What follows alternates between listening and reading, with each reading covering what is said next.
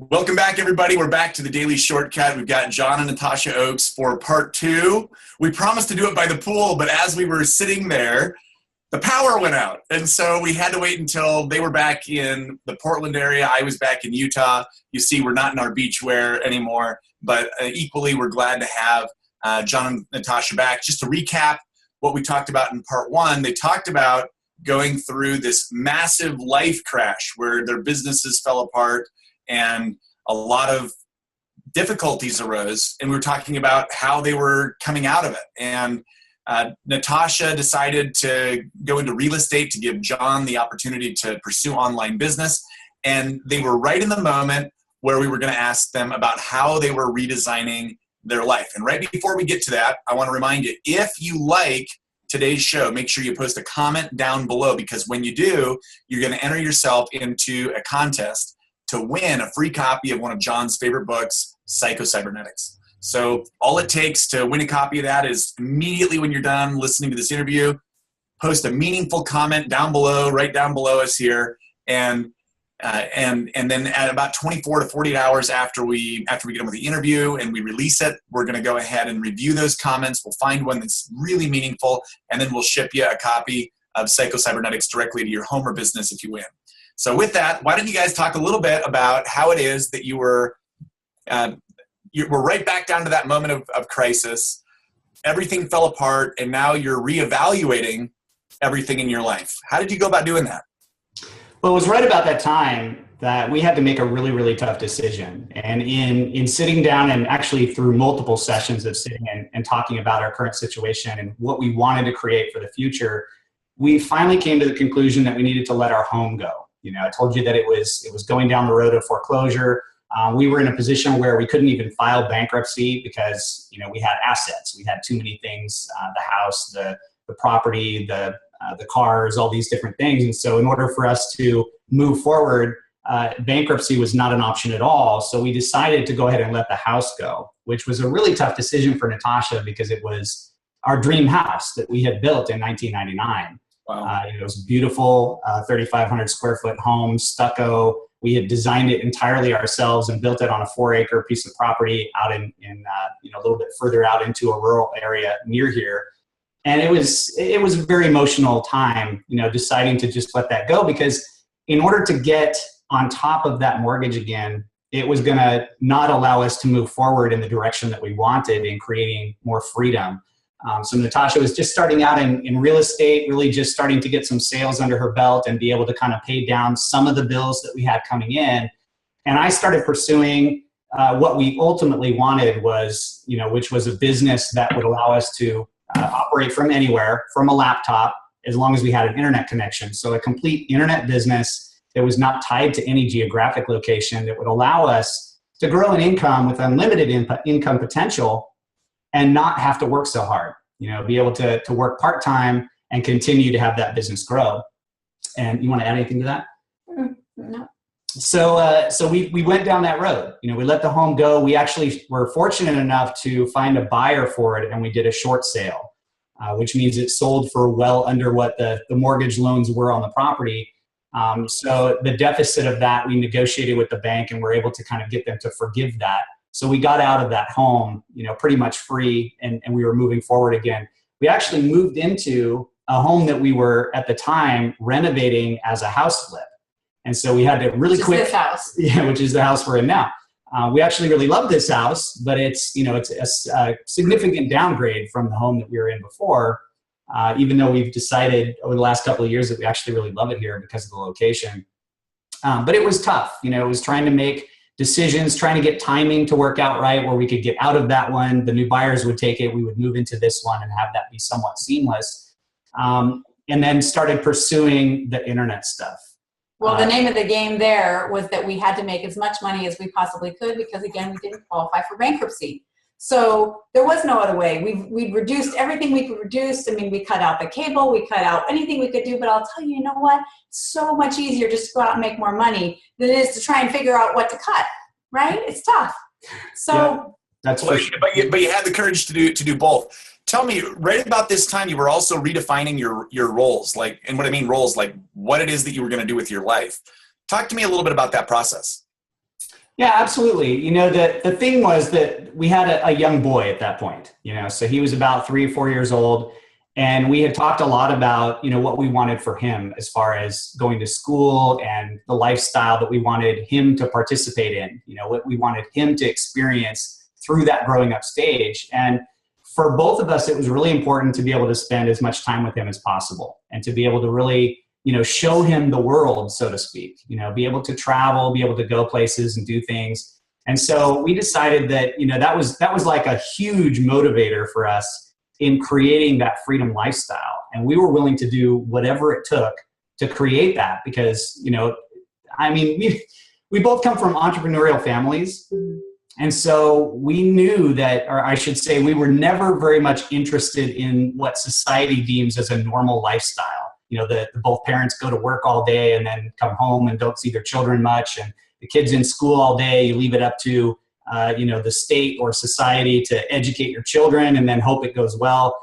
That was not what we foresaw as something we wanted. You want to add anything to that? No, I guess not. No, I'm good. So we just started going down that road. It was like this was what we were going to do, and we were not going to let anything stand in our way of that. And that doesn't mean we didn't have plenty of challenges along the way. Remember that our deficit was way up here. The amount of bills we had coming in, the creditors knocking on the door, that kind of stuff.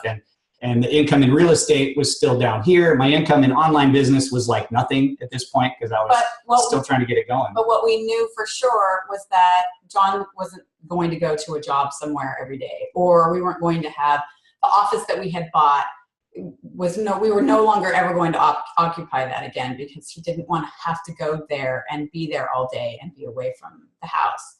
You wanted to be at home with the family. Yeah, absolutely. I wanted to have that choice, to be able to work from wherever I was currently at the time, which in my mind in the future was going to be working from the beaches in Mexico, from, any place that we wanted to go, Europe, and, going on lavish vacations and being able to run my business from there and not have money be a deciding factor in what we did during the course of our lives. So is that something that you've been able to do? Have you been able to travel a little bit? Yeah, absolutely. Absolutely. And I'll tell you one thing is that once you get a taste of that true freedom lifestyle, that just adds to the motivation and you'll never go back because it's like going back is not an option. It's like, I'm going to do anything. I will go through a brick wall to maintain and continue this kind of lifestyle. In September 2015, we actually took our son out of traditional public school and moved him home to virtual school. And that was like the final step in the plan, really, I guess. We didn't know it, years ago, but when it was presented to us, we're like, wow, this is awesome. He's got a teacher, the teacher he can connect with wherever he's at in the world if he needs to. And he can do this, the schooling on his time. And you know what, right now, what is it, 9:30 in the morning or something? He's still asleep. Yeah. He gets to stop sleeping when he's done sleeping, and there's no rush or craziness or stress in the morning at all.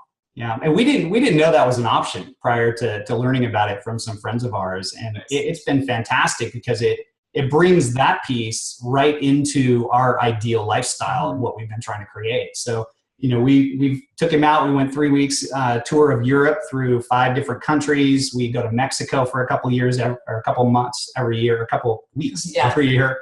Like we just got back from Costa Rica. So that was awesome, right? Yeah. And you got to meet him, right? Yeah. And in 2 weeks, we head to Mexico for 2 weeks. So. Oh, fantastic. What part of Mexico are you guys going to? We go to Mazatlan. Mazatlan. Are you guys going to visit some of the pyramids there? Well, we've actually owned at a resort there for many, many years. And it's a beautiful resort. And so we have beaches. This time of year, we'll get to release turtles, the little baby turtles that they hatched and are trying to preserve. Yeah. So usually when we're there, we spend a lot of time at the resort, at the beach, some of the nearby places that we hang out. And then we also usually during the week, several times we'll go into town, experience the local culture. There's a lot of really, really cool stuff in Mazatlan. It's just a great culture there. Yeah, I hear it's an amazing place. So you're telling me that you can work for Mazatlan and still have some time to go out and hang out and enjoy the sights. Yeah, absolutely. And actually, this was about a year and a half ago. I was there in Mexico. We were at the resort in Mazatlan, and I decided, hey, I'm going to grab my laptop and go up to a really nice spot with a great view of the beach and write a blog post. And so I went and did that. I wrote this blog post and I published it and I sent it out to my list. And actually, by the end of that day, I had a $4,000 day. So not only can you run a business from anywhere in the world, but you can really excel at it if you have the right systems and the right tools and everything in place. That's super powerful. So how long did it take you guys to climb out of the situation that you were in? And what were some of the most important decisions that you made along the way that helped you get there?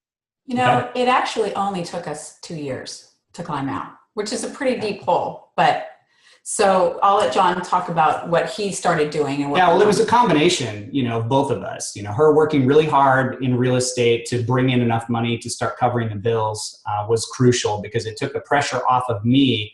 Because I think, I forget who said it, but a really important phrase, at least something that always rings in my mind, is that scared money never really gets where you're trying to go. Right. So if you're doing things with scared money, you have a really hard time getting on top of it and moving forward. So taking the pressure off or being able to mentally, shift that so you're not doing things out of scarcity, out of fear, and instead moving forward, with deliberate action makes a big difference. And so I started doing the internet marketing stuff, and I started with just, straight affiliate marketing different programs and doing blogging and things and really learning from zero. I didn't have the skills for it. I didn't really know what I was doing. I just started, digging in and following what other people that I knew were getting results were doing. And I struggled for, it was well over a year anyway, spending more than I was making, finally getting some traction and then getting ripped off by an affiliate company, an affiliate brokerage that I earned a bunch of commissions and then they never paid it. They went bankrupt, that kind of stuff that happens in the CPA marketing industry. And I finally came across Empower Network. And the thing was, when I saw Empower Network for the first time, I instantly grabbed onto it. I came to Natasha and I said, hey, we're doing this, because I had known David Wood from previous network marketing experience. And I said, David's got this new thing he's starting. It's been rolling now for about a year. We have to do this because it puts together in an easy format everything that I've been struggling to try and create on my own. Trying to create my own products, trying to do the marketing and learn things without really having the right training put together, trying to build a list and know what to send to that list. All these struggles that people commonly have when trying to build an online business, Empower Network had packaged it all together. So I grabbed on, I said, let's do this. This is the deal. This is going to solve all the problems I'm having. And that's exactly what it did. It wasn't instant. It took me a couple of months of blogging, of learning things, and really following through consistently every single day to start getting some traction. But man, when that traction hits, it really starts to take off. I believe it was my eighth month, I had a $10,000 month. It was like $10,200. And it just continued forward from there. Now, the funny part that people have asked me over the years, and I always seem to mention, is that I was working really hard in real estate, right? Burning the candle at both ends. And I was so tired of not having enough money. And so I finally had deals closing, but I couldn't let him spend more than we were making. We were trying to climb out, we were trying to survive. And so when he came to me with Empower, because he wanted me to go to the first event, I'm like, I don't know if we can really afford it. Maybe you should go on your own.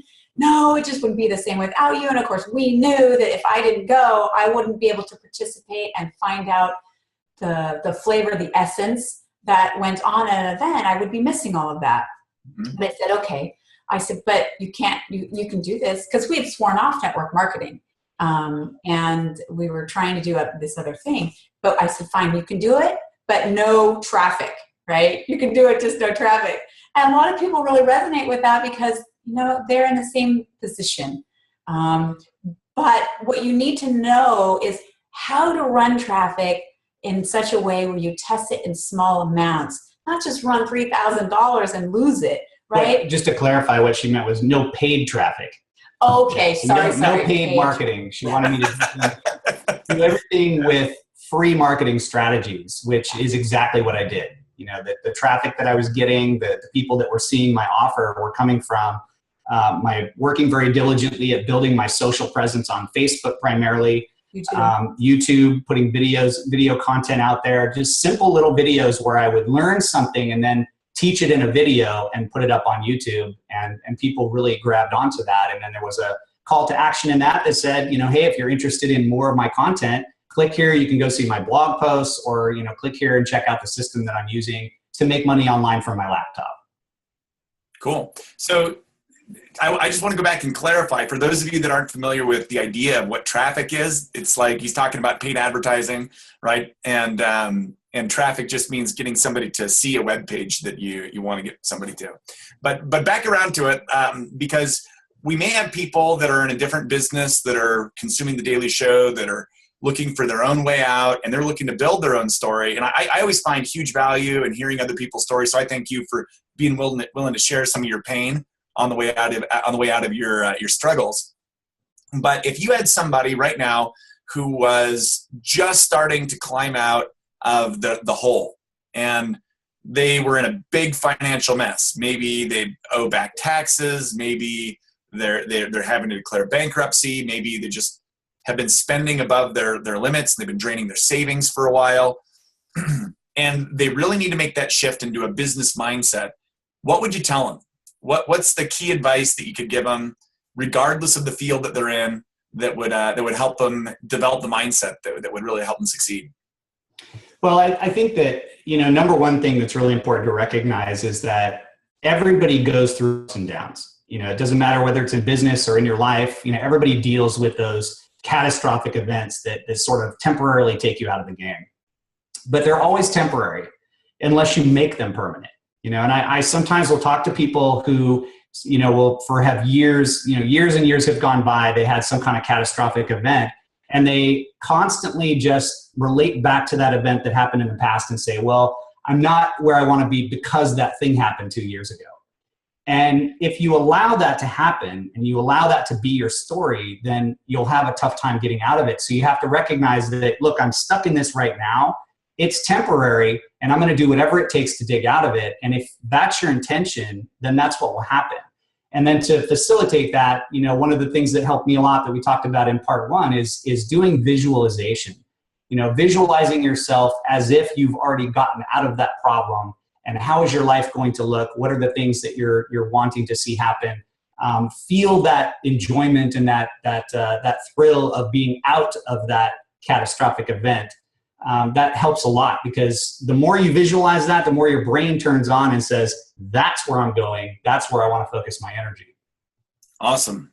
I love it. Natasha, would you add anything to that? I don't know. I don't think so. Yeah, no. Awesome. One of the things that we did a lot during that stressful time period is we talked. We sat down with, whether we were out to dinner or we're just sitting at home, we would just sit and talk about what we wanted, not where we were at. And I think, that goes to what I was just saying. If you dwell too much on where you're at right now, and that's not a place you want to be, you just keep getting more of that. You're attracting more of what you don't want into your life. So, if you have that life partner, the spouse, a good friend, a family member, or something, to just sit down and really talk about these things. Talk as if you're already out of it. Talk about what you want in your life, and that's how you draw more of it to you. I think one of the things that happened in the beginning is that John spent a lot of time, and as we lived in the house with him, he would come out into the kitchen or the family spaces, and he'd ask himself, how can I deliver more value? How can I get more value? What kind of questions can I answer for people that will help them, that will, click on my information, and then they'll follow me, and then they'll come into business with me. And so that he spent a lot of time doing that, and he worked really hard those first year, really. Yeah, the first year. And so, you have to be willing to work hard, right? It's no different than what I did in real estate. I don't work nearly as hard now as I did when I first began. Well, it's this thing, right, that I think when people see or hear from someone who's successful, especially in an online business, they always have that feeling like it was an instant success for them. Or it was always that way. Yeah, and it's never an instant success. There's always the story before the story, right? That people don't generally see. It's that all the work and effort went in on the front, and that's especially true with an internet marketing leveraged style business where you're going to put in a lot of effort. You're going to go through what we call the grind in the beginning, and you're going to put in all that effort that's going to pay off later on down the road. And I think if someone watching this right now who's maybe thinking about getting going in an internet business, or maybe you're already in one but you're struggling, understand that it's a rite of passage, right? You have to go through all of that stress and struggle in the beginning to get to where you want to go. And the truth is, if you get past that and you keep on going, you get paid for all that work you did in the beginning that didn't feel like you were. You know, it's just the way it works in the entrepreneurial side of things versus the employee where you're trading time for dollars. I remember years ago, when I was at college, the university was building a new library. And for the first, I bet it was 3 to 6 months, the only thing that was happening was that dirt was because they had to build the library underground because there wasn't enough space to build it above ground. It would have wiped out the kind of the central courtyard of the campus. And so they were just digging this hole. And day in and day out, there were dump trucks that would go down this windy dirt road all the way to the bottom, and then they'd wind all the way back up. And all we would see all day long were dump trucks coming in and out. And people were starting to wonder, are they ever going to build this building? Well, then they just had this giant hole in the ground for probably the next year. And there were constantly workers down there, and all they were doing, they weren't pouring the foundation. They were just getting the rebar set up for the foundation. And it took like a year to get that done. And I was thinking, man, they're never going to get this thing done, not before I graduate.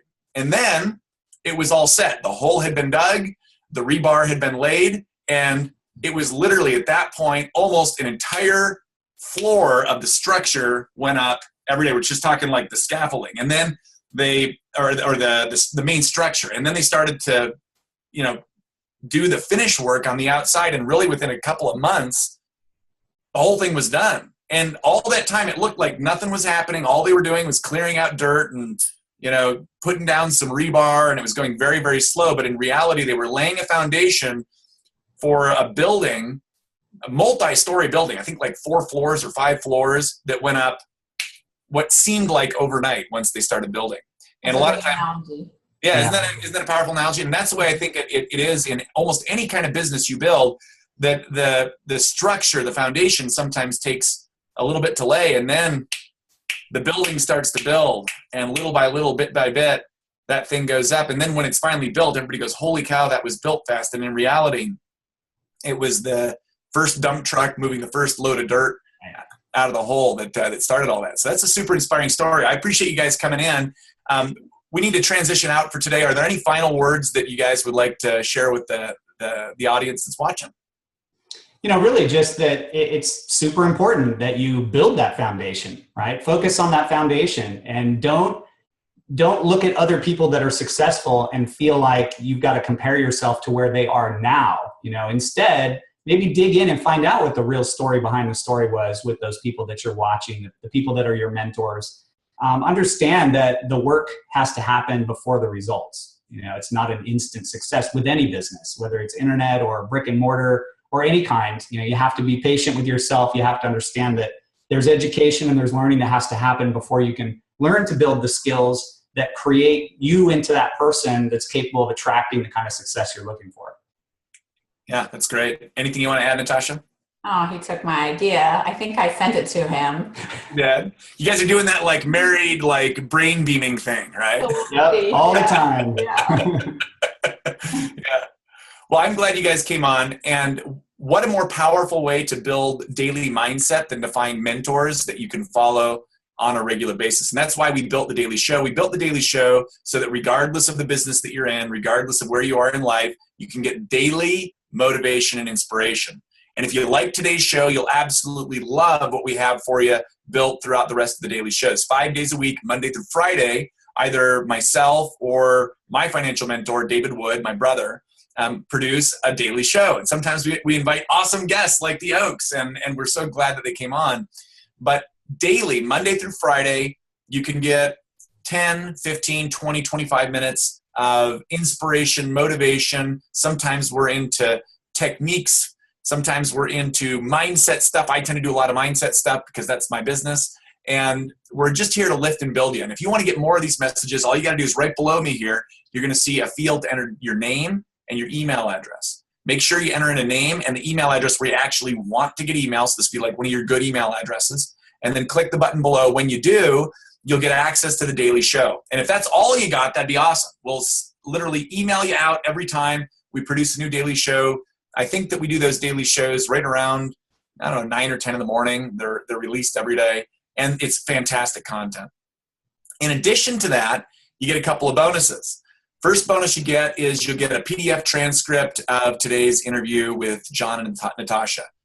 Oftentimes when I read something, I'll learn it in a different way than when I hear it. And so you can go through, you can read the interview, and it'll allow you to highlight some of your favorite quotes, maybe share some of those quotes with your friends, and really digest the information that you're getting.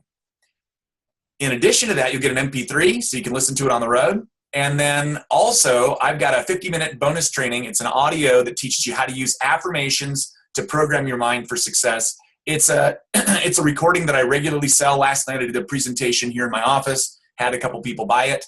And this is a training on affirmations that you can literally get for free. It's about 50 minutes of just how to program your mind to attract massive success for you. And all of that you get when you enter your name, your best email address, and click the button below. So we look forward to seeing you here soon, and thank you for joining us today. Thank you. Thanks.